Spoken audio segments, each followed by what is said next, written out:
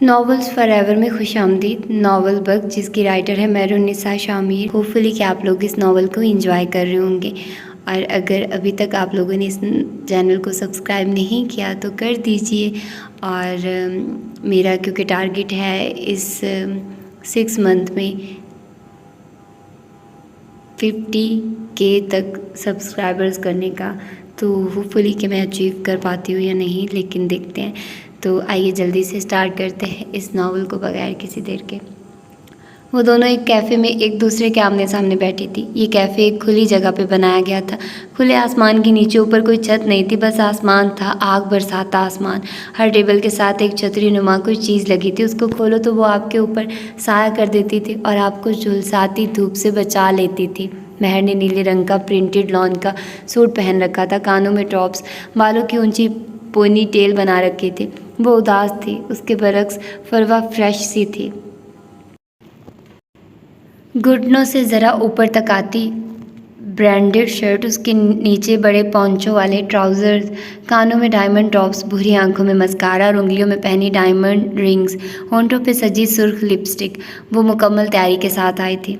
तो तुम ये कह रही हो कि तुमने सफ़ीर पे गिव अप कर दिया है? वो सुकून से बोली थी। मैंने गिव अप नहीं किया, मेरे पास कोई और ऑप्शन नहीं था। मुझे अब्बा का प्यार चाहिए था। मैं मामा के एहसानों तले दबी हुई हूँ। हाले से बहुत मोहब्बत है मुझे, मैं उसको हर्ट नहीं कर सकती। उसका लहजा थका थका सा था। तुम कुर्बानी दोगी, लेकिन फिर भी तुम्हें यूसुफ सुल्तान की मोहब्बत नहीं मिलेगी। जब तक हाले इस घर में है तब तक तो बिल्कुल नहीं। वो उसके होते हुए तुम्हें नहीं पूछेंगे, तुम्हें पूछेंगे भी नहीं। अभी उनका वादा नया नया है, इसलिए वो तुमसे बात करते हैं, तुम्हारी लाई हुई चीज़ें खामोशी से ले लेते हैं। लेकिन मेरी बात याद रखो महर, जिस दिन हाले और सफ़ीर की शादी हो गई वो ये तक भूल जाएंगे कि कोई महर माँ थी भी या नहीं। अगर तुम्हें यूसुफ सुल्तान चाहिए तो हाले को बीच से निकालना होगा। वो तुम्हारी सो कॉल्ड माँ, उसको देखा है कितनी खुश है वो, किस तरह हंस हंस कर अपनी बेटी से बात कर रही है, कैसे खुशी खुशी शादी की शॉपिंग कर रही है। उसको तुम्हारा एहसास भी नहीं है। महर कोई तुम्हारे लिए नहीं सोचेगा सिवाय मेरे, कोई तुम्हारा साथ नहीं देगा सिवाय मेरे। हाले की शादी के फ़ौरन बाद तुम्हारी शादी कर दी जाएगी, फिर कैसे हासिल करोगी यूसुफ सुल्तान की मोहब्बत? रह लोगी सफ़ीर के बगैर? उनके अंदाज में चैलेंज था। हाले की वजह से हमेशा मुझे पीछे किया गया। वो किसी गैर मरई नुक्ते पे नज़र जमाए बोल रही थी। पहले अम्मी ने, फिर अब्बा ने और अब सफ़ीर ने। हाले ने मुझसे मेरे सारे महबूब लोग छीन लिए। उसने मेरा हर रिश्ता स्पॉइल किया। मैं हमेशा से उसके जैसी बनना चाहती थी, उसकी जगह आना चाहती थी, लेकिन नहीं आ सकी। अब्बा ने मुझे हाले की वजह से खुद से दूर कर दिया। अम्मी हाले की वजह से मर गई। अगर उस दिन हाले ज़िद ना करती तो अम्मी ना मरती, और अगर अम्मी ना मरती तो अब्बा मुझसे प्यार करते। सफ़ीर ने मुझे हाले की वजह से छोड़ा, लेकिन वो इस्तज़ाइया सी हंसी थी। मैं उसको कुछ नहीं कह सकती, इसलिए नहीं क्योंकि वो मेरी बहन है, बल्कि इसलिए क्योंकि उसकी माँ ने मुझे पाला है, मुझसे मोहब्बत की है। मेरे बस में कुछ भी नहीं है, मैं कुछ नहीं कर सकती, मैं एहसान फरामोश नहीं बन सकती। वो फरवा की जानिब नहीं देख रही थी, उसने गर्दन मोड़ रखी थी। तुमसे मोहब्बत बस मैं करती हूँ और कोई नहीं। तुम हाले की माँ के लिए सिर्फ़ एक गिल्ट हो। क्या तुमने कभी उनको नमाज़ पढ़ते देखा है? वो जब दुआ मांगती हैं तो हिचकियों से रोती हैं। उनकी तहज्जुद तक कभी कज़ा नहीं होती। इसलिए नहीं कि वो एक अच्छी मुसलमान है, इसलिए क्योंकि वो डरती हैं, वो खुदा के कहर से डरती हैं। उनको लगता है कि अगर एक भी नमाज़ छूटी तो अल्लाह उनसे नाराज़ हो जाएगा, उनके ऐब ज़माने के सामने खुल जाएंगे, अल्लाह उनको बेपर्दा कर देगा। महर, वो तुमसे मोहब्बत नहीं करती, वो हाले से मोहब्बत करती हैं। तुमने कभी नोट किया है वो कैसे उसको डांटती हैं, हक जताती हैं, सही गलत की पहचान करवाती हैं? लेकिन तुम चाहे कत्ल ही कराओ, वो तुम्हें कुछ नहीं कहेंगी। तुम जो पहनो, वो जो खाओ, जो पियो, वो तुम्हें उफ तक नहीं करेंगी। अगर कुछ कहेंगी तो उनका गिल्ट ऊद कर आएगा, उनका दिल फिर ज़ख्मी होगा, उनको फिर तकलीफ़ होगी। वो खुद को अजियत से बचाने के लिए तुमसे मोहब्बत का ड्रामा करती हैं। तुम मेरी बात समझती क्यों नहीं हो? वो जैसे आजिज़ आ गई थी। महर अब भी उनको नहीं देख रही थी, उसकी भूरी आंखें अब भी स्पाट थी। अब आप ये कहेंगे कि उनकी बेटी की वजह से मेरी माँ मर गई, यही गिल्ट है उन्हें, है ना? अम्मी तो उसी दिन ही मर गई थी जब अब्बू ने उनको तलाक दी थी, इसलिए आपकी ये सब बातें बेकार हैं। उसका लहजा बेजार सा था। फरवा टेबल पे आगे को हुई थी। उन्होंने अपनी आवाज़ सरगोशी जितनी धीमी कर ली थी। और अगर मैं ये कहूँ कि तुम्हारे वालिदैन की तलाक हसीना भाभी की वजह से हुई थी तो, और अगर मैं ये कहूँ कि उनको इसी बात का गिल्ट है तो, वो उसके कानों में सूर फूंक कर पीछे हटी थी। महर ने इतनी तेज़ी से मुड़कर देखा था कि गर्दन के चटकने की आवाज़ आई थी। उसने परवा की आंखों में कोई झूठ, कोई धोखा तलाशना चाहा, लेकिन उनकी आंखों में बस सच था, सबूत के साथ। महर गुंग सी उनको देखे गई। उसको लगा था जैसे आसमान से पत्थरों भरा थाल उसके सर पे लड़खा दिया गया हो। उसके दिल को किसी ने मुट्ठी में लेकर दबाया था। तकलीफ हद से सवा थी, शौक जानलेवा था। उसने 2 दिन से ना सही से कुछ खाया था, ना बात की थी। बस अपने कमरे में बैठा रहता या घंटों किसी गैर मरई नुक्ते पे नज़रें जमाए रहता। नफीसा ने उसको कुछ नहीं कहा था। उनको अंदाज़ा था वो इस वक्त ट्रॉमाटाइज था। अभी भी वो अपने कमरे की दीवार गिर खिड़की के साथ सर टिकाए बैठा था। उसी वक्त नफीसा उसके कमरे में दाखिल हुई। उमर को महसूस हुआ था, लेकिन आंखें मूंदे रखी वो खामोशी से उसके पास चिप्स के फर्श पे बैठ गई थी। काफ़ी देर तक दोनों के दरमियान खामोशी रही और फिर उमर की भारी आवाज़ कमरे में गूंजी थी। मैंने उस दिन आपकी और SHO की सारी बातें सुनी थी। यकीनन आप एक अच्छी वकील रही होंगी। नफीसा मुस्कुराई थी पूरे दिल से। तुमने कभी मुझे कोर्ट में बोलते नहीं सुना उमर। जब मैं बोलती थी, जब मैं दलाइल देती थी और जब वो बोलते बोलते रुक गई थी। उनको कुछ अजीब लगा था। ये सूरत हाल नॉर्मल नहीं थी। आपका पूरा नाम क्या है अम्मा? उसने आंखें हनूस मूंद रखी थी। नफीसा हयात। क्या हुआ है उमर? ऐसे सवाल क्यों कर रहे हो? आपके शौहर का नाम क्या था? वो उनकी बात नहीं सुन रहा था। सैयद यूनिस शाह। उनका लहजा अब सपाट था। फिर मेरा नाम सैयद उमर यूनिस क्यों नहीं है? उसने आंखें खोल ली थी। उसकी आंखों में ऐसा दर्द था कि नफीसा के दिल को कुछ हुआ था। नफीसा खामोश रही थी। उनके पास बोलने को कुछ नहीं था। आपने मुझे अपने बाप का नाम क्यों दिया? मुझे मेरे बाप का नाम क्यों नहीं दिया? या फिर ये कहें कि मैं उनका बेटा ही नहीं हूँ। अम्मा, मैं आपका बेटा तो हूँ ना?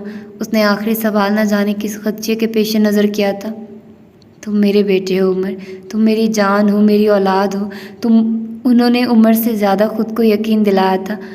पस मंज़र में कोई और आवाज़ गूंज रही थी। वो गंदा खून है नफीसा। वो तुम्हें छोड़ देगा। वो आज सेब है। वो सब कुछ खा जाएगा। मुझे हमेशा लगता था ये लोग आपसे जलते हैं। ये लोग आपको झेल नहीं पाते, इसलिए इल्ज़ाम लगाते हैं। मैं आप ही का बेटा हूँ, आपका खून हूँ, लेकिन नहीं, मैं तो गंदा खून हूँ। पता नहीं मैं जायज़ भी हूँ या नहीं। उसकी आंखों में नमकीन पानी भरने लगा था। अम्मा, मुझे बताइए, मेरे माँ बाप कौन थे? मैं कौन हूँ? आप मुझे कहाँ से लाई हैं? खुदा के लिए मुझे सब बता दे, वरना मैं पागल हो जाऊँगा। आप मेरी माँ हैं या नहीं? मेरा बाप कौन है? कुछ तो बताइए मुझे। वो बरहमी से बोल रहा था। मैं तुम्हारी माँ हूँ उमर। मैंने तुम्हें पैदा नहीं किया, लेकिन मैं तुम्हारे लिए रातों को जागी हूँ। मैंने तुम्हें 9 महीने अपनी कोख में नहीं रखा, लेकिन तुम्हारी तकलीफ़ से मुझे तकलीफ़ होती है। तुम मेरा खून नहीं हो, लेकिन मैं तुम्हारे लिए किसी से भी लड़ सकती हूँ। मैंने हमेशा तुम्हें बेस्ट दिया है उमर। तुम मेरे बेटे हो। तुम्हारी असल माँ को तो तुम्हारी शक्ल भी याद नहीं होगी। तुम जब पैदा हुए थे उसके 2 घंटे बाद तुम मेरी गोद में आए थे। तुम्हें अल्लाह ने मेरे पास भेजा है। तुम मेरा सरमाया हो, मेरा कुल जहाँ, मेरी मताए हयात। तुम मेरे बेटे हो, मेरी उम्र भर की कमाई हो तुम। वो बुलंद आवाज़ में बोलती उमर से ज़्यादा खुद को यकीन दिला रही थी। वो एक दिन तुम्हें छोड़ देगा नफीसा। वो तुम्हारा करियर खा गया, तुम्हारा वकार खा गया, वो सब कुछ खा जाएगा। तुम अकेली रह जाओगी। मतलब मैं आपका बेटा नहीं हूँ? वो शॉक्ड नहीं था। उसको अंदाज़ा था 2 दिन पहले उन लोगों की वसूख से कही बातों पे वो कहीं ना कहीं मान ले आया था। वो उठ खड़ा हुआ। अम्मा, मैं आपका बेटा नहीं हूँ। मैं कौन हूँ? कहाँ से ले आई हैं आप मुझे? कौन है मेरा बाप? मेरी माँ कौन है? क्यों दिया उन्होंने मुझे आपको? अम्मा, मुझे सब बताइए, सब। उसकी आंखें सुर्ख थी। वो तेज़ तेज़ बोल रहा था। मैं नहीं जानती तुम्हारे ख़ानदान को। मैं कुछ नहीं जानती उमर। तुम सब बातें छोड़ दो। जो होना था वो हो गया। तुम मेरे बेटे हो। उन्होंने उमर की कोहनी थामनी चाहिए, जिसे उमर ने बेदर्दी से छुड़ाया था। मतलब उन्होंने मुझे फेंक दिया था। आप उनको नहीं जानती। मतलब मुझे लगा था मेरे माँ बाप ने मुझे आपके हवाले किया होगा, लेकिन वो अब शौक था। ओह मेरे खुदाया, ये मैं किस खेल का हिस्सा बन गया हूँ? ये क्या हो रहा है मेरे साथ? अल्लाह, क्यों क्यों क्यों मेरे साथ ही क्यों? वो बालों को मुट्ठी में दबोचे यहाँ से वहाँ चक्कर लगा रहा था। क्यों उठा कर लाई थी आप मुझे? जब मेरे माँ बाप ने मुझे नहीं अपनाया तो आप क्यों उठा कर लाई? इतने साल मैं धोखे में रहा। उस दिन जब लोगों को उस 2 टके के नदीम की बात का यकीन था, लेकिन मेरा नहीं, क्योंकि उसकी क्रेडिबिलिटी थी, उसका खानदान था, उसके पास नाम था, इज्जत थी। और मैं, अम्मा, मैं खाली हाथ था। उसने अपने दोनों हाथ नफीसा के चेहरे के सामने किए थे। मेरा कोई ख़ानदान नहीं था, मेरी कोई औकात नहीं थी, मेरी कोई क्रेडिबिलिटी नहीं थी। मैं एक ऐसी औलाद था जिसको उसके माँ बाप ने भी कबूल नहीं किया था। या अल्लाह, मेरी तो सारी ज़िंदगी झूठ थी, मेरा वजूद झूठा है, नापाक है, गंदा है। वो बुलंद आवाज़ में चिल्ला रहा था। उमर, मैंने तुम्हारे लिए सब कुछ किया है, आगे भी करूँगी। तुम्हारा ख़ानदान मैं हूँ, मैंने तुम्हारे लिए दुनिया छोड़ी है। तुम मुझसे पूछो तुम क्या हो, तुम मेरा पूरा जहाँ हो। लोगों की बातों में क्यों आते हो उमर, ये सब झूठे हैं, तुम मेरा सच हो। वो रोने लगी थी। मैं नहीं जानती थी तुम्हारी फैमिली कौन है, तुम कौन हो। मैंने तुम्हें कूड़े के ढेर से उठाया था, लेकिन मैं एक हफ्ता बाद ही तुम्हारे बाप का पता लगा चुकी थी। मैं सारी ज़िंदगी तुम्हें अपने पास रखकर गिल्टी नहीं रह सकती थी। मैं तुम्हें तुम्हारे बाप के पास ले गई थी, लेकिन उन्होंने तुम्हें कबूल नहीं किया। उनकी ज़िंदगी मुकम्मल थी उमर, उसमें तुम्हारी कोई जगह नहीं थी। तुम मेरे लिए आए थे उमर, मेरी ज़िंदगी अधूरी थी, तुम्हें उसको मुकम्मल करना था। उमर की बीमारी के बाद वो आज रोई थी। आपने मेरे लिए कुछ नहीं किया। वो दांत पीस कर घर आया था। आप एक ज़िद्दी औरत थी। आपने मुझे अपनी अना की तस्कीन के लिए पाला। आपको हमेशा वही काम करना होता था जिससे आपको रोका जाए। आपने मेरे मामले में भी वही किया। आपने सारी दुनिया अपने लिए छोड़ी। अम्मा, मेरे लिए अगर कुछ करना था तो आप अमेरिका से वापस ही ना आती। मेरे लिए अगर कुछ करना था तो ये मोहल्ला छोड़ती। मेरे लिए अगर कुछ करना था तो आप वकालत ना छोड़ती। आपने ये सब कुछ इसलिए किया ताकि आपकी वाह वाह हो। आपने ये सब इसलिए किया ताकि आपकी अना को तस्कीन मिले, ताकि मुझे अगर कुछ पता चले तो मैं खुद को आपके एहसानों के बोझ तले दबा हुआ महसूस करूं। मुझे इतने साल धोखे में रखा, इतने साल मैंने सारे मोहल्ले वालों की गलीज़ नज़रें, जुबानी जुमलेबाजी, सब कुछ इसलिए बर्दाश्त किया क्योंकि मुझे लगता था ये लोग सब कुछ इसलिए कहते हैं क्योंकि ये आपका मुकाबला नहीं कर सकते। एक मजबूत औरत को झेल नहीं सकते। आप मजबूत नहीं थी, आप ज़िद्दी थी। वो उनकी आंखों में देखता चबा चबा कर कह रहा था। नफीसा बस उसको देखे गई, एक टिक दम था दे, और जब बोली तो बस इतना, तुम जरी से मिले हो। उनको अपनी आवाज़ किसी खाई से आती महसूस हुई। उमर ने कोई जवाब नहीं दिया था। एक पुराना और नाराज़ दोस्त जिसके पास आपके राज हों, वो दुश्मन से भी ज़्यादा ख़तरनाक होता है। आज नफीसा ने मान लिया था। खुदा तुम्हें गारत करे जरी, वो कर्मनाक लहजे में बोली थी। नफीसा हयात ने अपनी ज़िंदगी में पहली बार किसी को बद्दुआ दी थी। उमर सुनी अनसुनी करता अलमारी के जाने बढ़ गया था। नफीसा ने शाकी नज़रों से उसको देखा था। वो अपने हैंगर में टंगे एक एक जोड़े को निकालता बैग में डालता जाता था। बैग भर चुका था, लेकिन नफीसा अपनी जगह से हिली भी नहीं थी। अब वो बाथरूम से अपने कुछ सामान लेकर आया था और उनको बैग में ठोस रहा था। नफीसा बेहिस हरकत उनको देखी गई। अब उसका बैग तैयार था। उसने बैग कंधे पे रखा था और नफीसा की तरफ देखकर बोला था, मैं जा रहा हूँ अम्मा। जो ज़िल्लत मैंने उस दिन देखी है, इसके बाद मैं उन लोगों का सामना नहीं कर सकता। अब मैं तब वापस आऊँगा जब मेरी कोई इज्जत होगी, मेरी बात की क्रेडिबिलिटी होगी, मेरा कोई मकाम होगा। मैं अपने ख़ानदान को ढूंढने जा रहा हूँ। मेरी वापसी का इंतज़ार मत कीजिएगा। उसका लहजा सपाट था। नफीसा ने ज़हन पे जोर दिया था। उनको ऐसी अजियत कब हुई थी? जब उनका बाप मरा था? नहीं। जब उनका शौहर मर गया था? नहीं। जब उनकी पहली औलाद दुनिया में आने से पहले मर गई? नहीं। जब उमर बीमार हुआ? नहीं। जब उनका लाइसेंस कैंसिल हुआ? नहीं। ये अजियत सब अजियतों से बड़ी थी। ये दुख तमाम दुखों पे भारी था। ये गम दिमक साबित होने वाला था।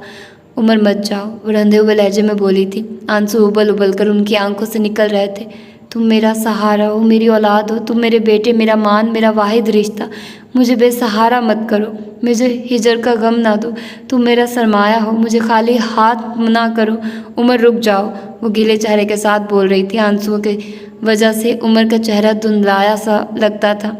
मुझे मत रोकिए अम्मा, मैं रुक जाऊंगा, और अगर मैं रुक गया तो अजाब बन जाऊंगा। मुझे औलाद रहने दे, मुझे अजाब ना बनने दे। वो बोलकर रुका नहीं था। वो कमरे का दरवाज़ा पार कर गया था। नफीसा ने आंखें साफ की थी। मंजर साफ हो गया था और इस मंजर में उमर हयात नहीं था। नफीसा को लगा था जैसे उमर उनके दिल पे पैर रख कर गया हो। वो फर्श पे बैठती चली गई थी और चंद ही लम्हों बाद धाड़े मार मार कर रोती जाती और एक ही सतर दोहराती जाती, अल्लाह तुम्हें गारत करे जरी। हारून और हाले जब हसन के कमरे में दाखिल हुए तो वो मुँह दीवार के जाने मोड़े बैठा था, ऐसे कि उनके दोनों की तरफ पीठ थी। हाले मशकूक सी आगे आई थी। झींगे, क्यों बुलाया है मुझे, और ये मुंह क्यों इस तरफ कर रखा है? कमर पे हाथ रख के आंखों की पुतलियां सुकेड़े पूछ रही थी। पहले वादा करो मुझे जज नहीं करोगे, आखिर को मैं भी एक इंसान हूँ, मेरा भी खूबसूरती पे हक है। उसकी आवाज़ कुछ अलग सी लग रही थी, जैसे मुश्किल से बोल रहा हूँ। अब के हारून भी मशकूक हुआ था और हाले के सामने से गुजरते हुए फ़ौरन हसन के सामने जाकर खड़ा हुआ था और फिर 2 सेकंड बाद ही उनका बुलंद सा कहका पूरे कमरे में गूंजा था। हाले ने आगे बढ़कर हसन का चेहरा देखा और फिर अगले सेकंड वो भी पागलों की तरह हंसने लगी थी। हसन जो कि ब्लैक चारकोल ब्यूटी मास्क लगाए बैठा था, उन दोनों को हंसते देख खफीफ सा मुँह छुपाने लगा। अल्लाह अल्लाह हसन, ये तुमने क्या किया है? वो पेट पकड़े हंसती जा रही थी। हारून ने हंसते हुए अपना मोबाइल निकाला था और हसन की तस्वीर बनाने लगा। हारून भाई ना करें यार प्लीज़। वो रोहानसा सा हो गया था। ये क्यों लगाया है तुमने? वो हंसते हंसते बामुश्किल बोली थी। उसकी आंखों में पानी भर गया था। यही हाल हारून का था। वो नीचे बैठकर गर्दन पीछे फेंक के हंसता जा रहा था। मैंने यूट्यूब पे देखा था, ये और ईशा मुद्दत की शादी पे मिलने वाली लड़की, उसको भी कई बार लगे हुए देखा था। तो आज तुम्हारे कमरे में जब गया तो ये मिल गया। मैं ले आया और लगा तो लिया, लेकिन जब उतारने लगा तो मेरी स्किन इतना खींचने लगी, इतना दर्द करने लगी थी, इसीलिए तुम्हें बुलाया और तुम होके हंसे जा रही हो। मुझे ऐसे रो देने को था। हारे की हंसी ज़रा देर को थमी थी। वो अपनी आंखें साफ करती उसके करीब बेड पे बैठी थी, जबकि हारून अभी भी नीचे बैठा था। उसकी हंसी ज़रा सी देर को थम जाती और फिर अगले ही लम्हे वो फिर से हंसने लगता। लाओ इधर करो चेहरा, मैं उतार देती हूँ, वो मुस्कुराते हुए बोली थी। लेकिन हसन ने जो ही चेहरा उसकी जानिब मुड़ा, वह एक बार फिर ज़ोर ज़ोर से हंसने लगी थी। उठो चली जाओ, नहीं उतरवाना मैंने, जाओ, वो बरहमी से बोला था। उसी वक्त हारून उठकर उसके करीब आकर बैठा था। लाओ मैं उतार देता, वो मुस्कुराहट दबाते हुए बोला था। और फिर अगले 5 मिनट तक हारून उसके चेहरे से मास्क उतारता रहा। हारून जैसे ही मास्क उतारने लगता हसन चीखने लगता। शायद उसको दर्द हो रहा था, लेकिन हाले की एक ही धमकी पे वो ऐसे खामोश होकर बैठ गया जैसे कोई मुजस्मा हो। अगर तुम चीखे या बोले तो तुम्हारे चेहरे पे झुर्रियाँ पड़ जाएंगी। बस फिर हसन जम के बैठ गया और पूरा मास्क उतरने तक हिला तक नहीं। मास्क उतरने के बाद वो वॉशरूम में मुंह धोने चला गया था। हारून और हाले उसके बेड पे बैठे थे। हाले कितनी बार फेस वॉश लगाना है? उसने अंदर से सदा लगाई थी। कम अज़ कम 10 बार, वरना झुर्रियाँ पड़ जाएंगी, वो मुस्कुराहट दबाए संजीदगी से बोली थी। लेकिन ईशा तो इतनी बार मुंह नहीं धोती, वो अंदर से बोला था। हाँ तो जाओ अपनी उसी माँ से पूछ कर आओ कितनी बार मुंह धोना है, दिमाग ना ख़राब करो मेरा। वो खामोश हो गया था। उसकी अब कोई आवाज़ नहीं आई थी। तुम्हें पता है उस दिन मॉल में मेरी मुलाकात किससे हुई? उमर, वो लड़का उमर, उस रात जिसका एक्सीडेंट हुआ था। उसने आवाज़ सरगोशी जितनी धीमी कर ली थी। हारून चौंका था। तुमने उससे क्यों बात की? किसी ने देखा तो नहीं? मैंने कहा था ना तुम ये तक भूल जाओगी कि वो रात कभी हमारी ज़िंदगी में आई भी थी। तुम्हें समझ नहीं आती एक बात? उसी बात से याद आया, तुम्हें ये पता है कि ये बात बच्चों को भी पता है। उन्होंने उस दिन मुझसे पूछा था और मैंने बता दिया। हाँ मुझे पता है, वो जैसे बेध्यानी में बोल गया था। लेकिन तुम्हें कैसे पता? मैंने तो तुम्हें नहीं बताया। हाले हैरान हुई थी। नहीं मेरा मतलब है, ज़ाहिर है उसको पता लगना ही था। मुद्दत ने उसको बताया था कि तुम उसकी माइयों वाली रात घर पे नहीं थे। उसने बात संभाल ली थी। अच्छा खैर दफ़ा करो, मैं हसन की वीडियो इंस्टा पे लगा रही हूँ, वो चहकती हुई बोली थी। हाले ने उसके मास्क उतारने वाली वीडियो इंस्टाग्राम पे पोस्ट कर दी थी। वो अपने मोबाइल पे लगी थी जब उसकी नज़र एक वीडियो पे पड़ी। ये उनकी यूनिवर्सिटी फेलो की किसी शादी की डांस क्लिप थी। हाले को एकदम शरारत सूझी थी। ये देखो हारून, मैं भी अपनी शादी पर ऐसा डांस करूँगी, मैं टांगे तोड़ दूंगा। वो वीडियो देखे बगैर बोला था। पहले देख तो लो। वो खफा हुई थी। नहीं देखनी, और ख़बरदार जो तुमने ऐसी कोई हरकत की, हाले में वापस आकर छोड़ूंगा नहीं तुम्हें, वो उसको वार्न करते हुए बोला था। जबकि हाले एकदम सीधी होकर बैठी थी। वापस आकर मतलब तुम कहाँ जा रहे हो? अल्लाह की ज़मीन बहुत बसी है, कहीं ना कहीं चला ही जाऊंगा। 2 दिन बाद जा रहा हूँ, टेंशन ना लो। वो बज़ाहिर हल्के फुल्के लहजे में बोल रहा था, लेकिन अंदर से कोई उसका दिल जकड़ रहा था।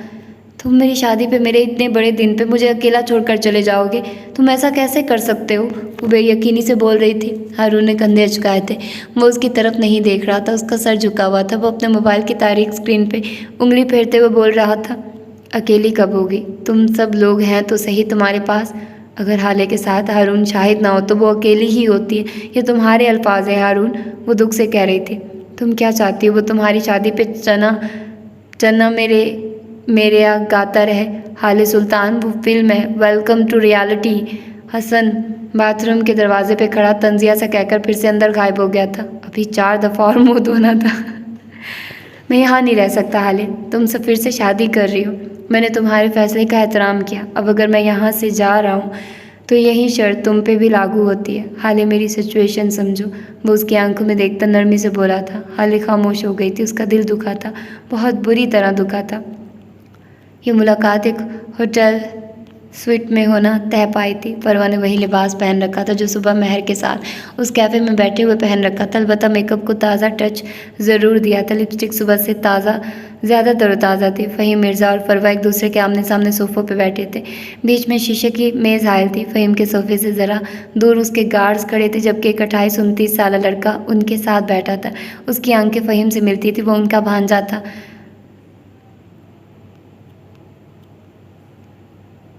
फ़हीम मिर्ज़ा, उसने नूह मिर्ज़ा।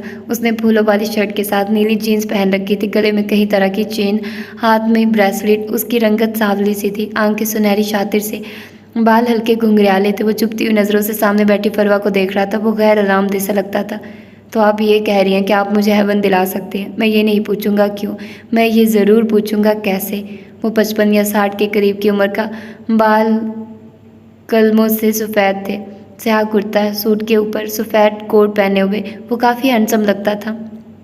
मैं आपको क्यों वैसे भी नहीं बताऊंगी, लेकिन मैं आपसे वादा करती हूँ कि मैं इस काम में आपकी मदद कर सकती हूँ। तो अब आप ये सुनिए कि कैसे। वो मुस्कुराते हुए बोल रही थी। बात दरअसल ये है कि मिराज सुल्तान की बेटी की शादी है 10 दिन बाद। आपने बस करना ये है कि उसकी बेटी को एक रात घर नहीं पहुँचने देना, और फिर बाकी का सारा काम मेरा है। मैं कुछ समझा नहीं। उसकी बेटी का हेवन से क्या ताल्लुक़? वो अगर घर ना भी पहुंची तो उसकी ज़्यादा से ज़्यादा शादी कैंसिल हो जाएगी। इससे मुझे क्या फ़ायदा होगा? मिराज सुल्तान अपनी ज़मीन मुझे क्यों देगा? और अगर आप ये कह रही हैं कि मैं उस रात में मिराज को भी मार दूँ, तो नहीं, मैं उसको मारूंगा नहीं। वो अच्छा आदमी है। फ़हीम संजीदगी से बोले थे। मैंने कब कहा कि उसको मार दूँ? मैंने कहा उसकी बेटी घर ना पहुँचे। वो एक एक लफ्ज़ पे ज़ोर देती बोल रही थी। जब बेटी अपनी शादी की रात घर नहीं पहुँचेगी तो मिराज सुल्तान आधा मर जाएगा, और आधा मरा हुआ मर्द कारोबार के मामलात नहीं संभाल सकता। वो शर्म के मारे घर से निकलेगा भी नहीं, और इसके बाद उसके वारिस हम होंगे, मैं और मेरा शौहर। हम आपसे हेवन के सारे मामलात तय करने को तैयार हैं। वो मुस्कुराते हुए बोली थी। इन सब में आपको क्या फ़ायदा होगा मिसेस सुल्तान? फ़हीम ने काफ़ी देर से ज़बान पे मचलता सवाल बल आखिर पूछ ही लिया था। उस लड़की की तरफ कुछ बहुत पुराने हिसाब है मेरे। उस लड़की की तरफ, या फिर शायद उस लड़की के चेहरे की तरफ कुछ वादे हैं जो मैंने अपने किसी अजीज़ से किए थे। उनकी आंखों में किरचियाँ भरने लगी थी। कहते हैं किसी से अगर मरते वक्त कोई वादा करो तो उसको पूरा ज़रूर करो। मुझ पे भी कहीं वादों का कर्ज है, कहीं मजालिम के इंतकाम लेने की आग है, लेकिन बहुत जल्द मेरे जलते दिल को सुकून मिलेगा। आलम अरवाह में मौजूद किसी की पाक रूह को सुकून मिलेगा। बहुत जल्द मुझसे दूर हुए मेरे अपनों के कत्ल का हिसाब होगा। बहुत जल्द। वो सर से लहजे में बोलकर खामोश हुई थी। लड़की की तस्वीर दिखाइए। फ़हीम मिर्ज़ा की जगह वही नौजवान बोला था। फरवा ने अपना मोबाइल उस नौजवान के आगे किया था। उसमें हाले की तस्वीर थी। ये उसके चेहरे का क्लोज़अप था। इस तस्वीर में वो मुस्कुरा रही थी। से आंखों में जैसे खुशियों का जहां आबाद था। उस नौजवान ने चलना में उस तस्वीर को देखा तो अचानक उसके जहन में कुछ क्लिक हुआ था। कहते हैं इंसान का दिमाग सबसे तेज़ रफ्तार टाइम मशीन होता है। एक ही लम्हे में आपको सदियों आगे की सैर करवा देता है, और एक ही लम्हे में आपको कई साल पीछे ले जाकर आपके साथ होने वाले अच्छे या बुरे वाक़यात आपके जहन के पर्दे पे कुछ दिन कबल देखी गई फिल्म की तरह दोहरा देता है। ऐसे ही एक लम्हे में नूह मिर्ज़ा का दिमाग उसको 1.5 साल पीछे ले गया था। यहाँ ये तस्वीर वाली लड़की उसके रूबरू खड़ी थी। उसकी आंखों में गुस्सा था, चेहरे पे बरहमी। वो अकेली नहीं थी, उसके साथ एक ग्रे आंखों वाला लड़का भी था। नूह मिर्ज़ा भी अकेला नहीं था, उसके साथ भी एक स्याह आंखों वाला लड़का था जो याकूत मिर्ज़ा फ़हीम मिर्ज़ा का इकलौता बेटा। वो हर वक्त किसी न किसी मसले में फंस जाता था, किसी न किसी से लड़कर आ जाता था, और अगर किसी हफ्ते में ये दोनों काम ना करता तो उसका किसी न किसी लड़की से ब्रेकअप हो जाता। वो लाउबाली सा था। उसके लिए ज़िंदगी का मकसद बस लड़ाई झगड़ा, लड़कियां और बाप का पैसा भेजा उड़ाना था। नूह हम वक्त उसका सहारा बना रहता। जब वो लड़कर आता तो नूह उसको बचाता, जब उसका ब्रेकअप होता तो नूह उसको चेयर अप करता, और अगर मुमकिन हो तो पैचअप भी करवा देता। लेकिन ऐसा बस 1-2 बार ही हुआ था। एलीट क्लास की अल्ट्रा मॉडर्न लड़कियां याकूत की बचकाना गसील और लाउबाली तबीयत को ज़्यादा झेल नहीं पाती थी। मुख्तसर ये कि नूह मिर्ज़ा उसका कज़न कम बॉडी गार्ड था। उस वक्त भी उसने अपनी आदत से मजबूर मॉल में खड़ी उससे आंखों वाली लड़की से झगड़ा मोल लिया था। ये शर्ट पहले मैंने ली थी, तुमने इसको मेरे हाथ से लिया है, इसलिए बेहतर यही होगा कि इसको वापस कर दो। वो उंगली से शर्ट की तरफ इशारा करती बोली थी। याकूत गहरा मुस्कुराया था। मैं तो तुम्हें ये शर्ट वापस नहीं कर रहा। अब बताओ क्या कर लोगी तुम? बल्कि चलो ले ही लो, जाहिर है तुमने ये शर्ट पहले ली थी तो इस पे तुम्हारा ज़्यादा हक हुआ ना। वो अचानक महिंद्रा बदलता शराफत से बोला था। उन्होंने उसको गौर से देखा तो उसे पता था याकूत अब फिर कुछ ना कुछ ज़रूर करेगा। वो उसको रोक नहीं सकता था, उसे इजाज़त नहीं थी। वो बस मसला होने के बाद उसको फिक्स कर सकता था, उसे हिफाजती इक़दाम की इजाज़त नहीं थी। ग्रे आंखों वाले लड़के ने भी मुश्तबा नज़रों से उसको देखा था। याकूत ने शर्ट हाले के चेहरे के सामने की थी। हाले ने शर्ट को लेने के लिए हाथ बढ़ाया था। जब याकूत ने मुस्कुराते हुए अपना हाथ हाले के हाथ से टच किया था, हाले ने करंट खाकर हाथ पीछे किया था, जबकि हारून ने हथेली का मुक्का बनाकर सीधा याकूत की नाक पर दे मारा था। उसकी नाक से खून बहने लगा था। उसी वक्त हाले ने झुककर अपनी हाई हील सैंडल उतारी थी और याकूत के सर पे दे मारी थी। ये सब इतना अचानक हुआ कि नूह कुछ समझ ही नहीं पाया। हारून उसको दोबारा मारने के लिए आगे बढ़ा था जब उसके गार्ड ने उसको पीछे से पकड़ लिया और उसको घसीटते हुए दूर लेकर जा रहे थे। याकूत मार्बल के फर्श पे पड़ा गालियां बकता जा रहा था। हाउ डेयर यू विच, मैं तुम्हें छोड़ूंगा नहीं। लड़कियां मेरी कुर्बत को तरसती हैं और तुमने मुझ पे हाथ उठाया। वो मुंह से कफ निकालते चिल्ला रहा था। हारून ने खुद को अपने गार्ड से छुड़वा लिया था और एक बार फिर उसके ऊपर झपटा था। नूह का दिमाग थोड़ी देर और उस फिल्म को चलने देना चाहता था, लेकिन फ़हीम मिर्ज़ा की आवाज़ उसको हाल में ले आई थी। क्या तुम जानते हो इस लड़की को? वो नूह से पूछ रहे थे। जी, ये वही लड़की है जिसके बॉयफ्रेंड ने याकूत को मारा था, आपको याद है ना? वो उनके कान के पास झुक कर बोला था। फ़हीम कैसे भूल सकते थे? इस वाक़ये के बाद तो याकूत ने घर में एक क़यामत बर्पा कर दी थी, यहाँ तक कि उसने नूह पे हाथ भी उठाया था। उसने वहाँ उस लड़की या उसके बॉयफ्रेंड को कुछ कहा क्यों नहीं? खैर ये माजी था। हमारे हाल में हमारे पास इससे ज़्यादा बड़े मसले हैं। मिसेस सुल्तान, हमें आपकी ये डील मंजूर है। इस लड़की से हमारे अपने भी कुछ हिसाब बाकी हैं। ये लड़की अपनी शादी की रात घर नहीं पहुंचेगी, ये मेरा वादा है। लेकिन अगर आपने वादा खिलाफी की तो आप मुझे जानती तो होंगी ही। सुल्तान अपने वादों से नहीं फिरते, तसल्ली रखिए। तसल्ली रखिए आप। फरवा उठ खड़ी हुई थी। फ़हीम और नूह भी उठे थे। तो मैं डील डन समझूं? वो भूरी आंखों को उनके चेहरे पे मरकूज़ किए पूछ रही थी। फ़हीम मिर्ज़ा ने हाथ आगे बढ़ाया था। फरवा ने उनका बढ़ा हुआ हाथ थाम लिया था। डन। वो खुलकर मुस्कुराए थे। फरवा ने अपना बैग कूनी पे अटकाया था और उस होटल स्वीट से बाहर निकलती चली गई थी। जिस दरवाजे से वो बाहर निकली थी उसी दरवाजे से याकूत मिर्ज़ा अंदर दाखिल हुआ था। फरवा को देखकर एक आंख दबाई थी और होंठों को सीटी के अंदाज में गोल किया था। ओल्ड ब्यूटी, वो उनको देखते ज़ेरे लब बोला था। फरवा उसको देखकर मुस्कुराती हुई आगे बढ़ गई थी। वो बाजू वाक़ई अंदर आया था। फ़हीम मिर्ज़ा की आंखें उसको देखकर चमक उठी थी। डैड, डैड, डैड, वो उनको पुकारता आगे आया था। उसने स्याह सिल्क शर्ट के साथ स्याही जीन्स पहन रखी थी, बालों को जेल से जमाए पीछे कर रखा था। आई मिस्ड यू हैंडसम डैडा, मेरा बेटा, वो मोहब्बत से बोले थे। याकूत ने उनके पास जाकर उनको गले से लगाया था और उनको ज़मीन से ज़रा सा ऊपर उठाया था। नीचे उतारो मुझे गधे, वो खफकी से बोले थे। उनसे मिलकर वो नूह की जानिब आया था। वो कुछ खामोश सा था। याकूत ने उसे पंजा मिलाया था और फिर उसको भी गले लगाया था। कैसे हो भाई? वो हशाश बशाश सा था। बिल्कुल ठीक, तुम सुनाओ, छुट्टियाँ एंजॉय की? ये मैं तुम्हें बाद में बताऊंगा, पर्सनल है। उसने आंख दबाई थी। पहले तुम मुझे ये बताओ, ये तुम मोबाइल में ऐसा क्या देख रहे थे कि मुझे देखकर भी खुश नहीं हुए? उसने मोबाइल नूह के हाथ से अचक लिया था। नूह ने कोई मज़ामत नहीं की। उसके मोबाइल में उसी स्याह आंखों वाली लड़की के चेहरे का क्लोजअप था। नूह ने फरवा के मोबाइल से ये तस्वीर ले ली थी। ये लड़की, ये आई रिमेंबर, ये वही है ना मॉल वाली? तुमने कहा था ये पाकिस्तान में नहीं रहती। इसकी तस्वीर क्या कर रही है तुम्हारे पास? वो बुफर गया था। काम डाउन याकूत, अब ये लड़की बहुत जल्द हमारे हाथ आने वाली है। तुम इससे अपने बदले ले सकते हो। फ़हीम ने उसको नागवारी से टोका था। अंकल ये गलत है, वो एक लड़की है, हमें ये डील नहीं करनी चाहिए थी। कुछ भी हो जाए, किसी लड़की की इज्जत ख़राब करना ये कुछ ठीक नहीं लगता मुझे। वो बेचैन सा लगता था। नूह, क्या अब तुम मुझे सिखाओगे? उनके लहजे में तमस्खुर था। नूह ने अपने लब खींच लिए थे जबकि याकूत खुलकर मुस्कुराया था। डैडा, मुझे बताइए आपने क्या डील किया है? It's going to be so much fun. वो सोच कर ही महजूज हो रहा था। अब वो दोनों बाप बेटा सोफे पर बैठे कुछ देर कबल फरवा से होने वाली मुलाकात को डिस्कस कर रहे थे। नूह खामोशी से मोबाइल की स्क्रीन पर उससे आंखों वाली लड़की की तस्वीर को देखे गया। ये रेस्टोरेंट साहिल समंदर के सामने बनाया गया था। बाहर जितनी हफ्स और गर्मी थी, अंदर का माहौल उतना ही मुख्तलिफ था। सफ़ी ने जिस टेबल की रिजर्वेशन करवाई थी वो रेस्टोरेंट की ग्लास वॉल के बिल्कुल सामने था। हाले को ड्राइवर 10 मिनट पहले यहाँ छोड़ कर गया था। सफ़ीर को हाले से पहले पहुँचना था, लेकिन अब तक उसका कोई अता पता नहीं था। हाले का शिद्दत से ये चाह रहा था कि मेज़ पे सर रखकर ज़रा देर को गर्दन ही सीधी कर ले, लेकिन इस रेस्टोरेंट का माहौल ऐसा था कि थोड़ी ही देर में सब उस पर हंसने लग जाते, या तो वो किसी की इंस्टाग्राम स्टोरी का हिस्सा बन जाती। उसने आज स्याह रंग का प्लेन शिफॉन का जोड़ा पहन रखा था जिसके गले पे मोटे मोटे सिल्वर स्टोन्स लगे थे।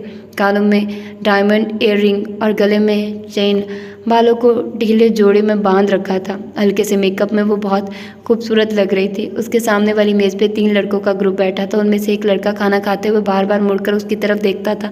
उस रेस्टोरेंट में सारे टेबल इसी तरतीब से थे कि एक कुर्सी बीच में, जैसे कि सरबराही कुर्सी हो, और उसके दाएं बाएं 2 और कुर्सियां रखी गई थी। उस लड़के को हाले ने बस नोट किया था, लेकिन नज़रअंदाज कर गई। हाले की दाएं जाने वाली मेज़ पे बैठे किसी की स्याह आंखों ने भी ये मंजर देखा था। उसने अपने साथ बैठे शख्स से अलविदाई मुसाहिफा किया था और वो कदम कदम चलता हाले की टेबल के सामने जाकर खड़ा हो गया था। हाले जो कि ग्लास वॉल से बाहर देख रही थी, उसकी मौजूदगी महसूस न कर सकी। उमर हयात ने 2 उंगलियों से उसकी टेबल पे हल्की सी दस्तक दी थी। हाले चौंक कर मुड़ी थी, नज़र से नज़र मिली। उमर उसको देखकर गहरा मुस्कुराया था। उसके गाल का गढ़ा वाजे हुआ था। हाले मुस्कुरा भी ना सकी थी। मैं बैठ जाऊं? उसने इजाज़त चाही थी। हाले कुछ नहीं बोली। उमर ने उसके बाएं जानिब रखी कुर्सी को उठाकर हाले की कुर्सी के बिल्कुल सीध में रखा था। वो अब उसके सामने बैठ गया था। पीछे का मंजर उसके वजूद के सामने छुप सा गया था। वो लड़का अब यहाँ नहीं देख सकता था। मैंने तुम्हें बैठने को नहीं कहा, वो लोगों की मौजूदगी को नोट करती दबी दबी आवाज़ में बोली थी। उमर ने कंधे अचकाए थे, जैसे कि मुझे ज़रूरत थी। वो बेनियाजी से बोला था, तुम यहाँ क्यों आए हो? देखो, तुम समझो मेरी बात, हम दोनों का मिलना ठीक नहीं है। उस रात की बात अब तुम भूल जाओ। जो कुछ भी हुआ वो बस एक इत्तेफाक था। तुम तो इस बात को सीरियस ही ले गए हो।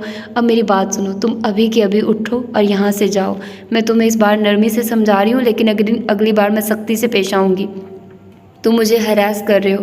वो बरहमी से बोलती चली गई। इस सारे वक्त में उमर ने इधर उधर नहीं देखा था। वो बस उसको देख रहा था, उसी को सुन रहा था। आपको हरास मैं नहीं, वो ब्राउन शर्ट वाला लड़का कर रहा था। मुझे इस वक्त मेरे पीछे बैठा है, और उस रात जो कुछ भी हुआ मैंने तो इसकी बात भी नहीं की। आप पहले खुद इस बात को अपने जहन से निकाल लें। मेरे दिमाग से बातें नहीं निकलती। वो संजीदगी से कह रहा था। हाले के चेहरे पे साया सा लहराया था। तुम मुझसे क्या चाहते हो? उमर चंद लम्हे उसको देखता रहा।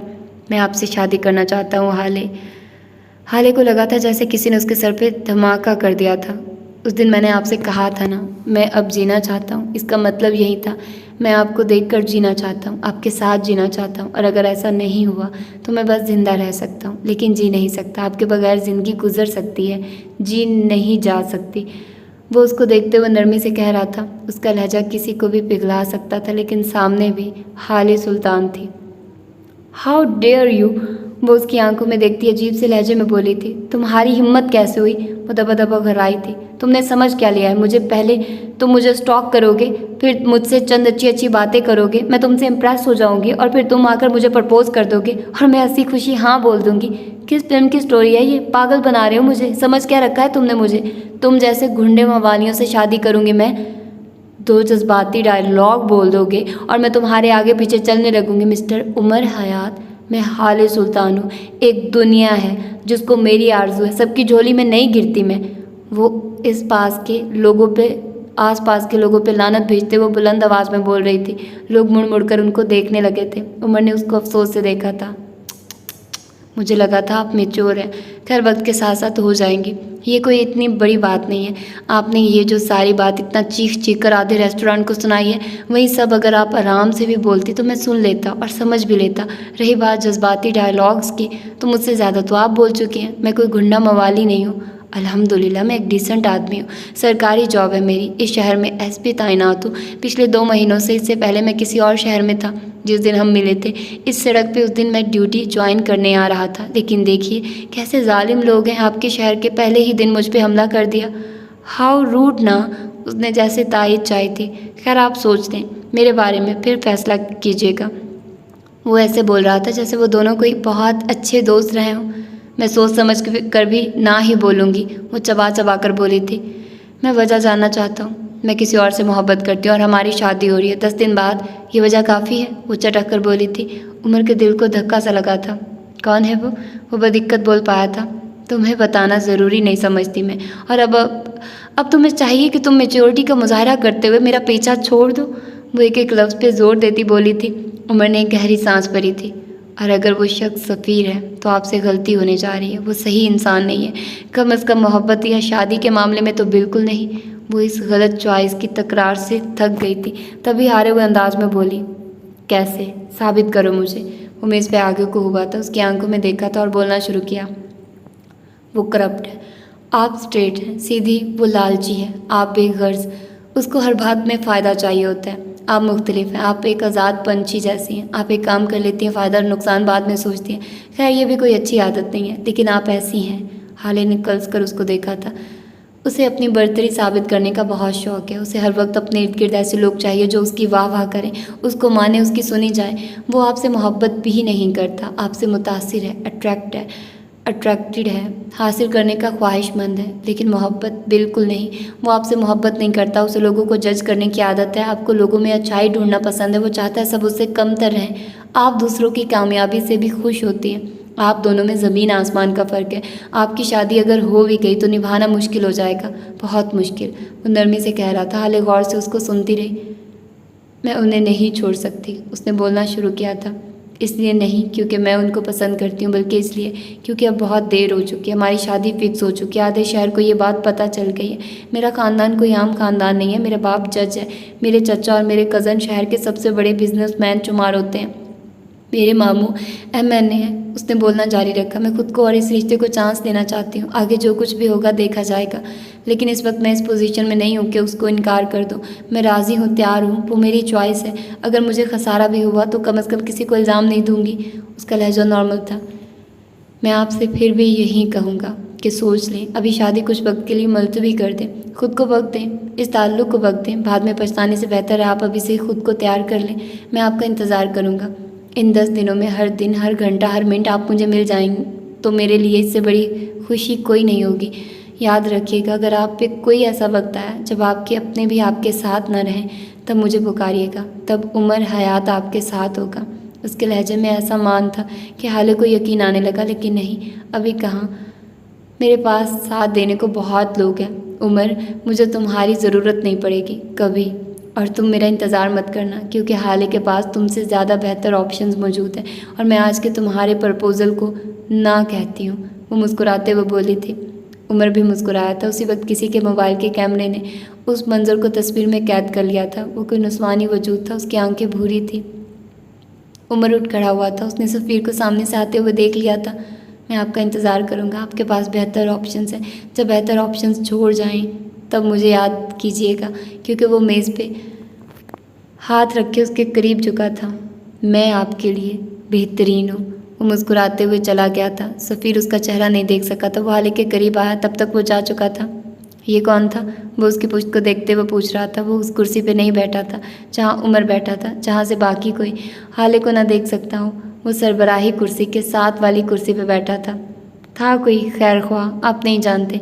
सफ़ीर ने ज़्यादा सवाल करना मुनासिब नहीं समझा था। वो खामोशी से वेटर को बुलाकर ऑर्डर नोट करवाने लगा था। उमर जैसे उस रेस्टोरेंट से बाहर निकला, उसको नफीसा की कॉल मौसूल हुई थी। उसका चेहरा वो नहीं था जिसके साथ वो रेस्टोरेंट में बैठा हाले के साथ बातें कर रहा था। उसकी आंखें सुर्ख थी। वो डिस्टर्ब सा लगता था। उसने कॉल अटेंड कर ली थी। हेलो, उसकी आवाज़ बोझल थी। कैसे हो बेटे? उनकी आवाज़ बेताब थी। उमर ने चल हमें कोई जवाब नहीं दिया था। मैं ठीक नहीं हूँ अम्मा। बहुत देर बाद वो बोला था। उस लड़की ने मना कर दिया। उन्होंने बूझ लिया था। उमर को हैरत नहीं हुई। वो आबादी हो गया था। जो बात भी वो मिराज सुल्तान को बताता था वो नफीसा हयात तक लाजमी जाती थी। वो कहती है उसको किसी और से मोहब्बत है। बहुत देर बाद वो बोला था। वो कहती है यह वाकई मोहब्बत है। उन्होंने लफ्ज़ों पे ज़ोर दिया था। मुझे नहीं पता। वो आसमान को देखता बोल रहा था। तुम्हें नहीं पता या तुम जानना नहीं चाहते? अम्मा, उसने ना कहा है। उसने ना पे ज़ोर दिया था और मैं किसी औरत के ना को समझता हूँ, लेकिन मेरा दिल पता नहीं क्यों बैठा जा रहा है। मुझे बहुत बुरा लग रहा है। ऐसा लग रहा है जैसे दिल में आग सी लगी हो। आप दुआ करें ना वो मुझे मिल जाए। अल्लाह आपकी बहुत सुनता है, और अगर नहीं मिल सकती तो मेरे दिल को हील कर दे। वो थक कर बोला था। वो तुम्हारी भी सुनता है, आपसे ज़्यादा नहीं। वो फ़ौरन बोला था। मैं दुआ करूँगी बेटे। हाँ, मेरे पास आ जाइए अम्मा। कब तक अकेली रहेंगी? उसने बात बदल ली थी। तुम क्यों नहीं आ जाते? हम दोनों के हिस्से में हिजर तुमने लिखा है उमर। वापस तुम्हें आना होगा। तुमने जाते वक्त कहा था ना मैं ज़िद्दी औरत हूँ, तो अब तुम मेरी ज़िद देखो। मैं तो वहाँ नहीं आऊँगी, वो आम से लहजे में कह रही थी। It has been 10 bloody years। Umar सामने देखते हुए बोला था। No, it has been 10 years, 5 months and 12 days। वो ऐसे लहजे में बोली थी कि उमर का दिल कट कर रह गया। उमर, अगर 10 सदियाँ भी हो जाएं तब भी मैं यहाँ से नहीं जाऊँगी, लेकिन अगर तुम खुद आकर मुझे यहाँ से ले जाओ तो नफीसा हयात दुनिया के आखिरी कोने में जाने को भी तैयार है। उमर ने कुछ कहे बगैर कॉल काट दी थी। वो नहीं जा सकता था, उसका नाक आड़े आता था। शाहिद बुलाओ में डिनर टेबल सजी थी। अनवाहो एग्जाम के खाने मेज़ पे चुन दिए गए थे। हारून शायद खा नहीं रहा था, वो बस प्लेट में चम्मच घुमा रहा था। हारून कुछ खा क्यों नहीं रहे हो? नवाल ने उसको टोका था। मैं कल जा रहा हूँ मम्मी। उसने प्लेट पे नज़रें झुकाए ऐलान किया था। कहाँ? शाहिद ने सवाल किया था। नहीं पता, लेकिन यहाँ से चला जाऊँगा, दूर, बहुत दूर, और 1 महीने तक वापस नहीं आऊँगा। पापा आप बंदोबस्त कर लेंगे। तुम मुझे बता रहे हो या इजाज़त ले रहे हो? वो बरहमी से बोले थे। ना बता रहा हूँ ना इजाज़त मांग रहा हूँ, मैं आपसे इल्तिजा कर रहा हूँ। मुझे भेज दें दूर, बहुत दूर, कम से कम वहाँ जहाँ मुझे हाले ना याद आ सके, जहाँ मेरा दिल बेसुकून ना हो, जहाँ सफ़ीर ना हो। वो मेरे दिल को जलाता है पापा। मेरा दिल करता है या तो मैं उसको शूट कर दूँ या फिर ख़ुद को। अगर आपने मुझे नहीं भेजा तो मैं मर जाऊँगा या फिर सफ़ीर को मार दूँगा। उसकी आंखें सबसे सुर्ख पड़ गई थी। क्या करोगे जाकर? क्या मिल जाएगा? जहाँ भी जाओगे दिल तो यही रहेगा। इसको निकाल कर फेंक कर जाओगे? फेंक कर जाओगे क्या? अगर ये खुश नहीं है तो तुम कहीं भी खुश नहीं रह सकते, चाहे तुम दुनिया के आखिरी कोने में क्यों ना चले जाओ। हारून मेरी वाहिद औलाद हो तुम, मुझे जिद करना छोड़ दो खुदा के लिए। वो आजिज़ आ गए थे। आप रुस्तम को भी इस तरह मना करते? वो तल्खी से बोला था। आप मुझे इसलिए नहीं जाने दे रहे ना क्योंकि मैं कभी अकेले कहीं गया नहीं हूँ। ये 10-10 गार्ड्स के साथ घूमने वाला हारून शाहिद अकेले दुनिया घूमेगा? आप इस तसव्वुर से भी डरते हैं ना? मुझे भेज दे पापा, वरना मैं पागल हो जाऊंगा। रुस्तम को खो चुके हैं आप दोनों, मुझे संभाल लें। उसकी कब्र बन गई है, मेरी ना बनने दें। खुद पे और मुझ पे रहम करें, मुझे जाने दें। उसका लहजा ऐसा था कि नवाल और शाहिद का दिल कट रहा था। कल तक हो जाएगा बंदोबस्त, शाहिद खाने की मेज़ से उठते हुए बोले थे। उनका लहजा किसी भी किस्म के जज्बात से आ रही था। हारून ने सर मेज़ पे गिरा दिया था। ये सफ़र उससे क्या कुछ छीन लेगा, इसको अंदाज़ा नहीं था। 25 अप्रैल, हाले के निकाह और सालगिरह का दिन। ये एक ऐसी सुबह थी जो न जाने कितनी ज़िंदगियों को बदलने जा रही थी। एक ऐसी नहज़ ज़दा सुबह कि इसके आगाज़ में भी नोहे पड़े जाएं और इसके इख्तिताम पे भी मातम किया जाए। आज सुबह से ही सुल्तान मंजिल में हड़बड़ी सी मच गई थी। हर कोई यहाँ से वहाँ भागता नज़र आ रहा था। सुबह से शाम हो गई थी, लेकिन उस घर के मकीनों को अब तक टिक कर बैठना नसीब ना हुआ था। वजह वो मेहमान थे जिनको ख़ास तौर पे फरवा ने बाहर मुल्क से इसरार करके बुलवा रखा था। हसीना के मना करने पे उन्होंने बस इतना कहा था, ये दिन बहुत यादगार होगा। मैं चाहती हूँ हमारा हर अजीज़ इस दिन हमारे साथ हो। हाले को सैलून के लिए देर हो रही थी। महर ने उसके साथ जाना था। वो कब की गाड़ी में जाकर बैठ गई थी। हाले ने हसन की मिन्नतें की थी कि वो उसके साथ चले, लेकिन उसने ये कहकर मना कर दिया कि 4 घंटे तक अंदर लेपा तोपी होती रहेगी, मैं इतनी देर इंतज़ार नहीं कर सकता। जिस पे हाले ने उसका मोबाइल अपने कमरे की अलमारी में छुपा दिया था। बख्श ने हाले का सारा सामान गाड़ी में रख दिया था। हाले भी थोड़ी देर बाद गाड़ी में जाकर बैठ गई थी। वापसी पे उसको लेने सफ़ीर ने जाना था। पॉलर जाने के 3 घंटे बाद हाले तैयार हो चुकी थी। हाले ने ऑफ वाइट गरारे के साथ सुर्ख दुपट्टा ओढ़ रखा था, बालों को जूड़े में बांध रखा था, गले में गुलूबंद, कानों में झुमके और माथे पे टीका लगा वो तैयार थी। ब्यूटिशियन ने उसके मेकअप को आखिरी टच दे दिया था। अब उसने खुद को आईने में देखा तो हैरान हुई थी। वो आज तक इतनी हसीन कभी नहीं लगी थी। उसका मोबाइल महर के पास था और बार बार बजे जा रहा था। हाले झुंझला सी गई थी। आप ही किसकी कॉल है? हारून होगा, और कौन हो सकता है भला? मरी जाकर नंबर चेंज कर लिया था ना उसने, नया नंबर सेव नहीं किया मैंने। तुम पूछ लो क्या कह रहा है, ऐसे तो वो जान नहीं छोड़ेगा। मैंने तफसीली जवाब दिया था।